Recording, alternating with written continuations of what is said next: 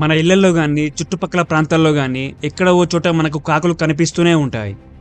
ఒక కాకికి ఏదైనా ఆహారం కనిపిస్తే దాని సైగతో మిగతా కాకులన్నింటినీ పిలుస్తుంది. అలాగే ఏదైనా కాకి చనిపోతే అక్కడ అన్నీ వాలిపోతాయి. కానీ అవి బాధపడడానికి కాదు, అక్కడ ఏం జరిగిందనే విషయాన్ని తెలుసుకుంటాయి. ఆ ప్రాంతాన్ని డీప్‌గా అబ్జర్వ్ చేస్తాయి. అంతేకాదు, కాకులు మనుషుల మొక్కలను కూడా గుర్తుపెట్టుకోగలవు.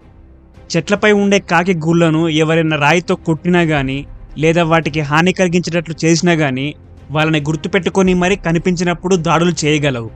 ఒక రకంగా కాకులు కూడా తెలివైన పక్షులే. అయితే ఇప్పుడు మీకు నేను ఒక ఇంట్రెస్టింగ్ విషయం చెప్తాను. ఒక దేశం మాత్రం కాకులను చంపాలని చూస్తుంది. ఇంతకీ అది ఏ దేశం, ఎందుకు చంపాలనుకుంటుందో తెలియాలంటే ఈ వీడియో చూడండి. ఆఫ్రికాలోని తూర్పు ప్రాంతంలో జంజీబార్ అనే ఐలాండ్ ఉంది. అప్పట్లో ఇది బ్రిటిష్ వాళ్ళ కంట్రోల్లో ఉండేది. అయితే అక్కడ చాలా గార్బేజ్ ఉండేది. ఈ గార్బేజ్నంతా కంట్రోల్ చేసేందుకు, తగ్గించేందుకు 1891లో అక్కడ ఉండే బ్రిటిష్ గవర్నర్కు ఒక ఐడియా వచ్చింది. కాకులు వ్యర్థ పదార్థాలని ఆహారంగా తీసుకుంటాయి కాబట్టి వీటితోనే అక్కడ ఉన్న గార్బేజ్ని తగ్గించాలని అనుకున్నాడు. ఇందుకోసం మన ఇండియాలో ఉండే కాకుల్లో కొన్నింటిని సముద్ర మార్గం ద్వారా ఆ జంజీబార్ ఐలాండ్కి తరలించారు. మన ఇండియాలో ఉండే కాకి జాతిని హౌస్ క్రౌ అని పిలుస్తారు.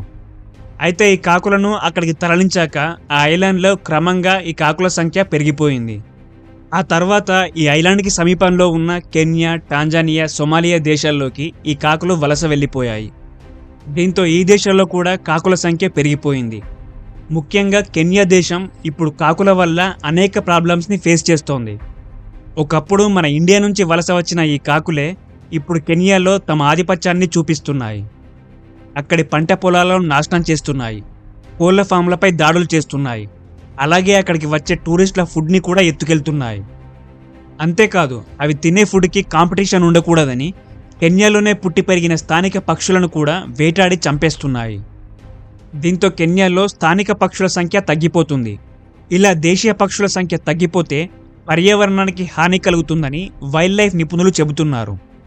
ఎందుకంటే పంటలను, మొక్కలను వివిధ రకాల తెగుళ్ళు, పురుగులు, కీటకాలు నాశనం చేస్తుంటాయి.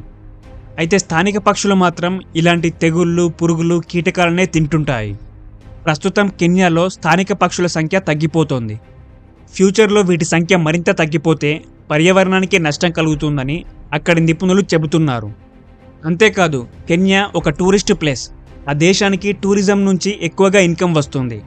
కాకులు పెట్టే ఇబ్బందుల వల్ల అక్కడికి వచ్చే టూరిస్టుల సంఖ్య కూడా తగ్గిపోతే ఆ దేశానికి ఎకనామిక్ లాస్ వస్తుంది.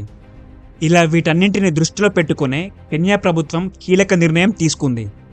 2024 డిసెంబర్ 31 నాటికి ఏకంగా 10 లక్షల ఇండియన్ జాతి కాకులను చంపేయాలని లక్ష్యంగా పెట్టుకుంది.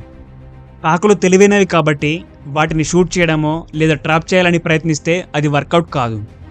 అలాగే ఏదైనా ప్రదేశంలో ఒక కాకి ఏదైనా తిని చనిపోతే ఆ ప్రాంతంలో మిగతా కాకులు వాటిని తినవు.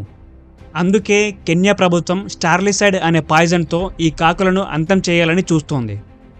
ఎందుకంటే కాకులు ఈ పాయిజన్ని తీసుకున్నాక 10 నుంచి 12 గంటల తర్వాత చనిపోతాయి.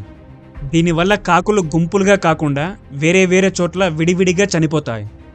అందుకే కెన్యా ప్రభుత్వం ఈ ప్రాసెస్ని ఎంచుకుంది. Okay friends, thank you for watching. ఈ వీడియో కనుక మీకు నచ్చినట్లయితే లైక్ చేయండి, సబ్స్క్రైబ్ చేయండి, కామెంట్ చేయండి, అలాగే మీ ఫ్రెండ్స్ అందరికీ షేర్ చేయండి.